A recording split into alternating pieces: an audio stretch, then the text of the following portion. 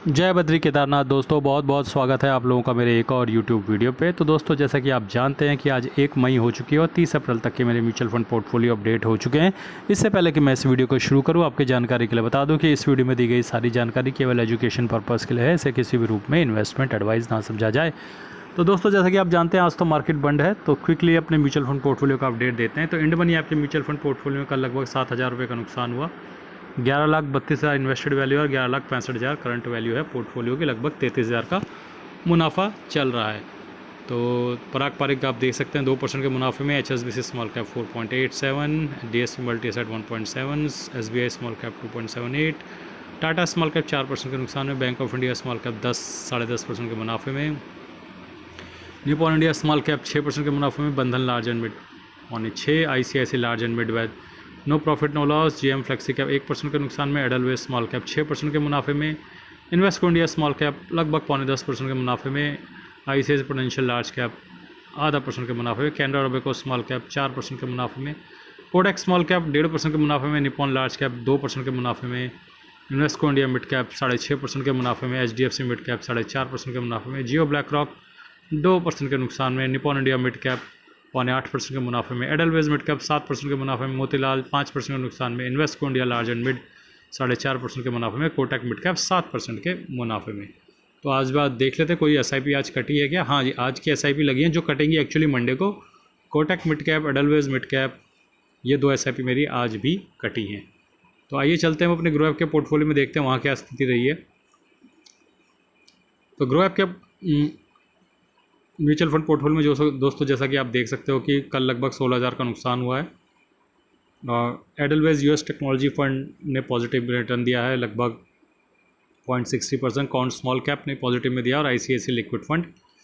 इसके अलावा पराग पारिक, कंजर्वेटिव और फ्लैक्सी कैप मामूली सा नुकसान में रहे हैं, लेकिन उसके बाद जैसे कि आप देख सकते हैं धीरे धीरे सब ने ठीक ठाक नुकसान बरसाया है कल हमारे पोर्टफोलियो पे।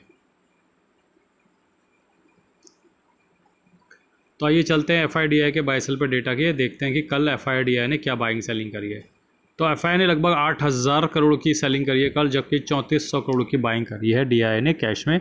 जबकि आपको पता है कल जब क्रूड $121 पर बैरल के पार निकल गया था, तो ज़बरदस्त बिकवाली FIDI ने इंडियन मार्केट से करी। देखिए उनका सब फंडा सिंपल है, जितना क्रूड ऊपर जाएगा इंडिया उतना बर्बाद होगा।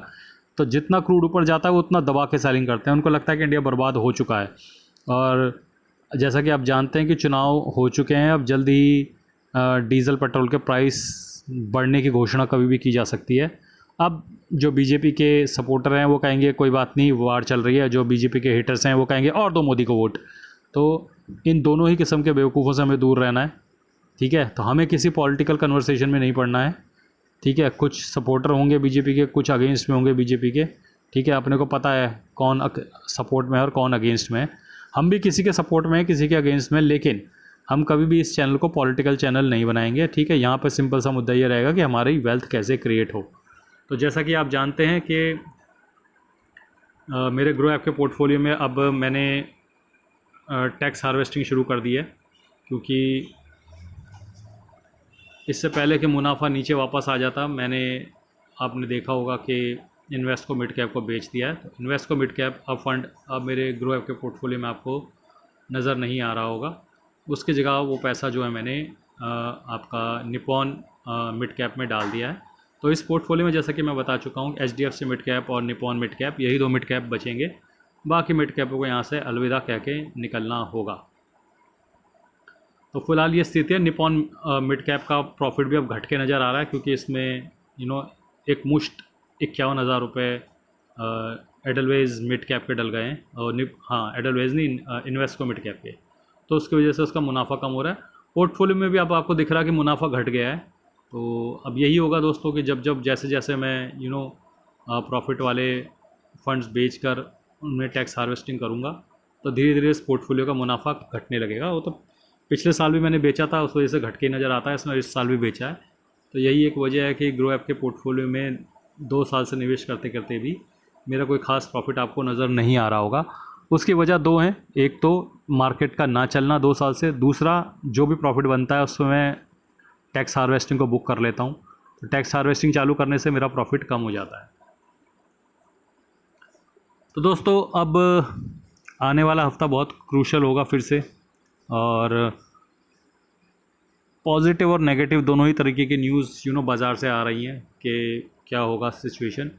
एक बार गिफ्ट निफ्टी भी देख लेते हैं, क्योंकि कल रात गिफ्ट निफ्टी तो पॉजिटिव था, लेकिन आई थिंक गिफ्ट निफ्टी अभी भी लगभग 200 पॉइंट ऊपर है, हाँ, जहाँ पे निफ्टी है।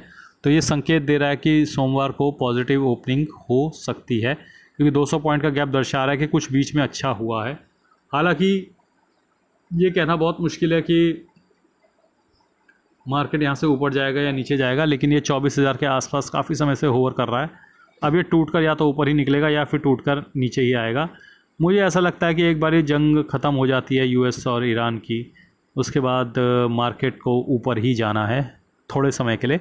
एक बार ऊपर लगाकर ऊपर जाकर लोगों के प्रॉफिट बुक करवा के मार्केट दोबारा नीचे आ सकता है, लेकिन फ़िलहाल मुझे लगता है कि शॉर्ट टर्म मोमेंटम ऊपर की तरफ ही जाना चाहिए।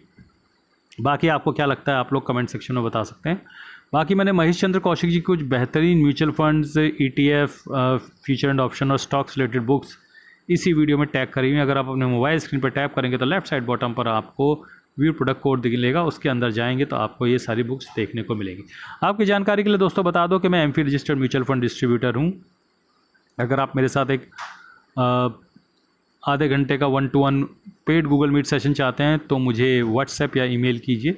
मेरा व्हाट्सएप नंबर और ईमेल आईडी कमेंट और डिस्क्रिप्शन में पिन है, या फिर आप मेरे द्वारा रेगुलर फंड्स में निवेश करना चाहते हैं उसके लिए भी आप मुझे व्हाट्सएप या ईमेल कर सकते हैं। आज के लिए बस इतना ही, धन्यवाद, गुड बाय, जय बद्री केदार।